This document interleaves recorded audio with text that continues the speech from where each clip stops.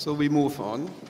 The last presenter is Dr. De Censi from Genova, and his talk is about estimating the magnitude of clinical benefit of systemic therapy in patients with Dcis or pre-invasive disease. Thank you, Chairman. Good morning, everybody, and very pleased to be here. So in my presentation, I will discuss some of the aspects have already been mentioned about the prognosis of Dcis, review the randomized trials of tamoxifen, including our recent low-dose tamoxifen trial, otherwise called baby-tam in analogy with aspirin, and estimate the treatment impact of tamoxifen over placebo and anastrozole over tamoxifen. So it has already been mentioned, the only available information on the long-term mortality rate of Dcis comes from the SEER data.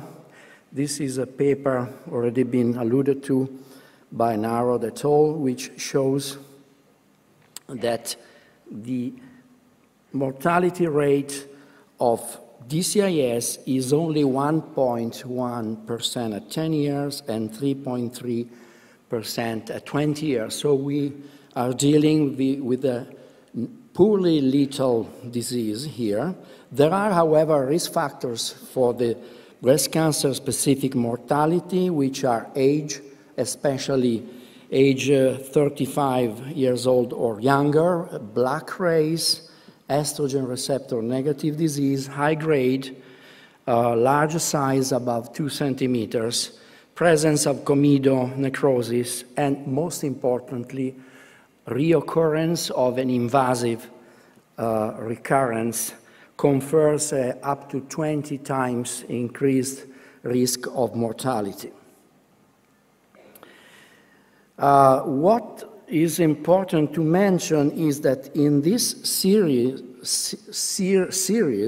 there was no evidence of a significant effect of radiotherapy on breast cancer-specific mortality, although there was a trend, a 20% reduction of breast cancer-specific mortality, which was only borderline significant.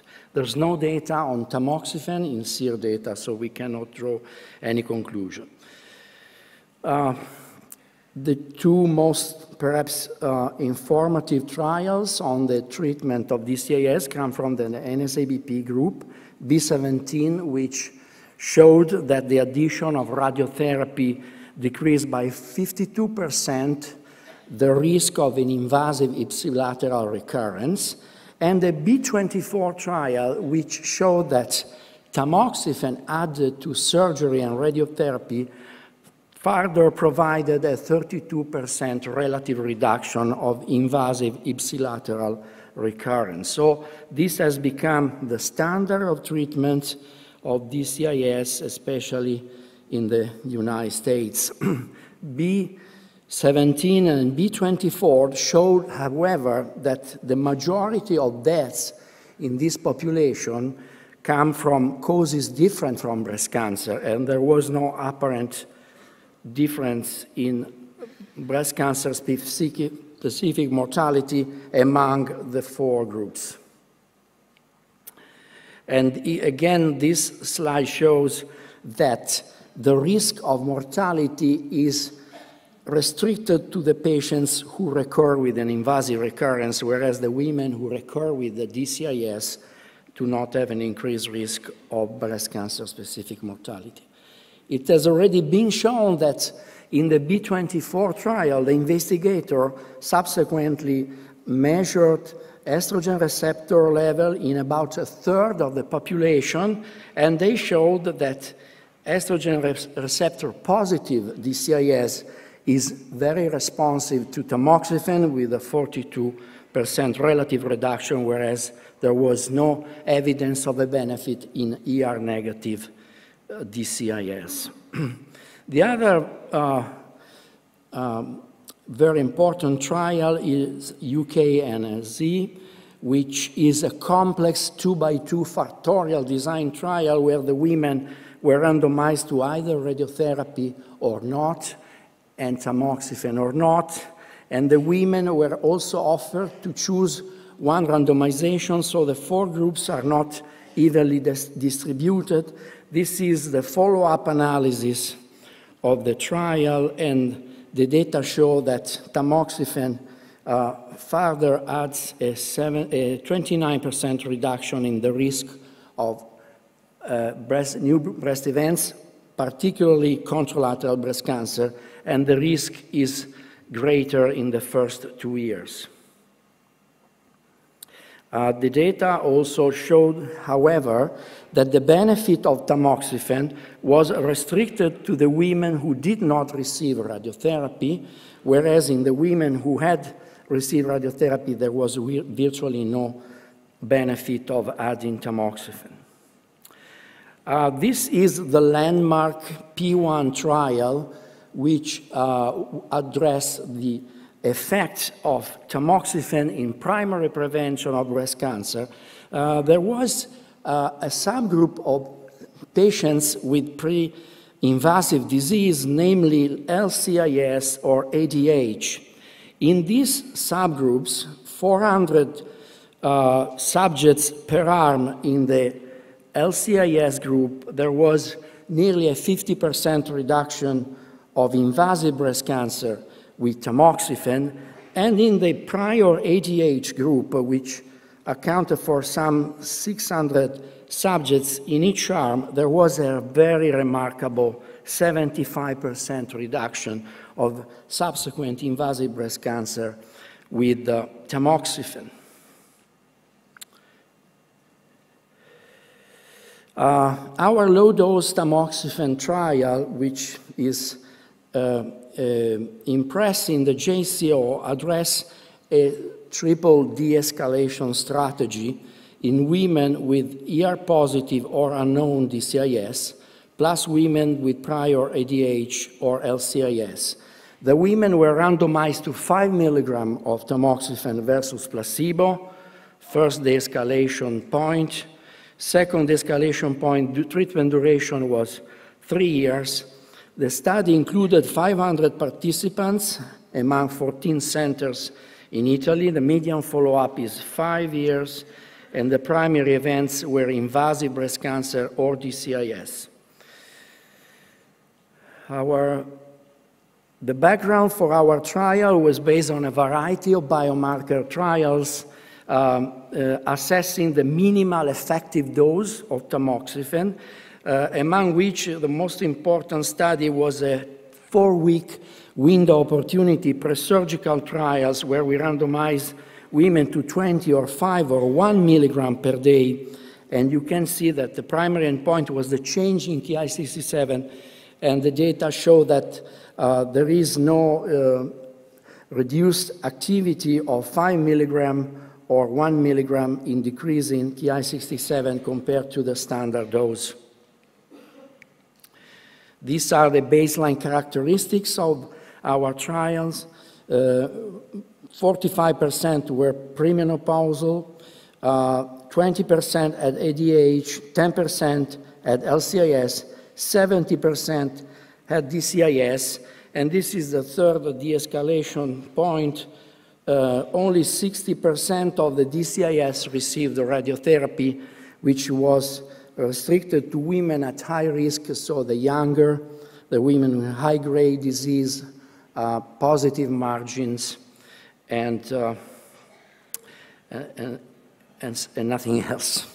And this is the main findings of the study. Low-dose tamoxifen or baby tam gave a 52% reduction in the risk of a second event, which was mostly invasive breast cancer. The rate of events went down from 24 per 1,000 per year to 11 per 1,000 per year. And the contralateral endpoint, again, show a remarkable 76% reduction of contralateral breast cancer with baby tam. Interestingly enough, the highest risk cohort was LCIS in our series, with a risk of second event which was 6 times higher than ADH, with Dcis in the middle.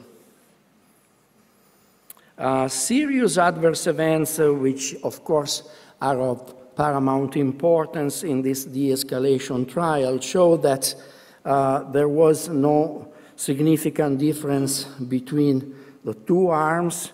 We observed one case of stage 1 endometrial cancer on baby TAM, while expecting nearly 3 based on the full dose prevention trials. And we observed 1 case each of DVT on tamoxifen and pulmonary embolism on placebo, while expecting 2.4 with a full dose in the baby TAM arm. Patient-reported outcome are probably the most important reason for dropout in primary prevention, especially vasomotors and sexual symptoms, so we carefully address this with several validated questionnaires. We observed a borderline significant increase in the frequency of daily hot flashes, consisting of nearly 1 extra hot flash per day with baby TAM. However, when you multiply the frequency by the intensity of the hot flash, there was no evidence of a significant difference between baby TAM and placebo. And perhaps even more importantly, there was no evidence of an increase in vaginal dryness or pain at intercourse with baby TAM, nor was there an increase in musculoskeletal pain or arthralgia between the two arms. So how do we measure the impact of our treatments to assess the specificity? We usually use the number needed to treat as the main indicator, which is the number of patients that one needs to be treated for one of them to benefit compared with a control, which is the inverse of the absolute risk reduction.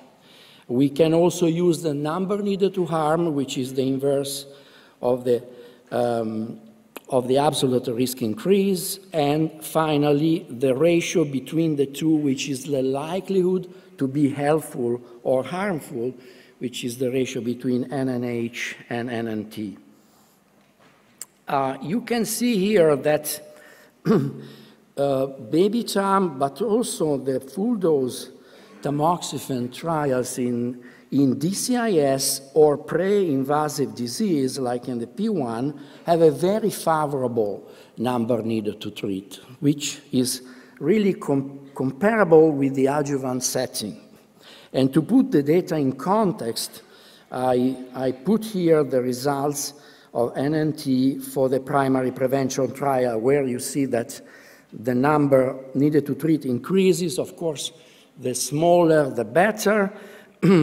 But if we compare our findings with some other conventional primary prevention pharmacological interventions, such as, for instance, the use of statins for cardiovascular disease, a very widely prescribed treatment in Western countries, and we take a person with a 10-year risk of cardiovascular disease of 10%, here the number needed to treat at 5 years for statin is 80, which is quite higher than the figures that I showed you for tamoxifen in pre-invasive disease. Of course, one reason, perhaps the main reason why our chemoprevention strategies have received little uptake is the fear of side effects, and we know tamoxifen has serious adverse events, endometrial cancer, DVT, and pulmonary emboli. Here I show the histograms of the number needed to harm. Here, of course, the higher, the better. And This is the likelihood to be helpful. And you see that with baby cham, the probability of being helpful is 7 times higher than the probability of being harmful. So let's move to anastrozole versus tamoxifen, which was assessed in 2 large phase 3 trials. IBIS-2 randomized nearly 3,000 women with DCIS to either tamoxifen at the standard dose of anastrozole. There was no evidence of a significant reduction in overall recurrence between the 2 arms. Conversely, there was a significant reduction of breast cancer free interval in the NSABP-B35 trial, which was apparent after 5 years of follow-up with a significant interaction between treatment and time. And there was also a second interaction with age, in that only the young postmenopausal women, namely those aged below 60, benefited from anastrozole over and above tamoxifen, whereas there was no evidence of a benefit in the women 60 years old or older. Side effects, of course, are completely different. Tamoxifen was worse than anastrozole for vasomotor symptoms and bladder control. Anastrozole was worse for musculoskeletal pain and vaginal symptoms. And the number needed to treat here, as you can appreciate, is much less favorable. It is acceptable in B35, but is probably of little clinical utility according to the data from IBIS-2. So here is very difficult to calculate the number needed to harm because the comparator is tamoxifen, which has side effects. So I just put here the list of serious adverse events in the 2 arms from the 2 trials, and IBIS-2 shows that anastrozole is associated with more serious adverse events than tamoxifen because of the excess of bone fractures and stroke. Whereas in the B35 trial, there was an excess of serious adverse events on tamoxifen compared with anastrozole. So I want to conclude by saying that DCIS has a low breast cancer mortality rate. The effect of systemic therapy as well as radiotherapy on breast cancer mortality is still uncertain, and so de-escalation strategies in low-risk DCIS are warranted, which is in line with the previous speakers.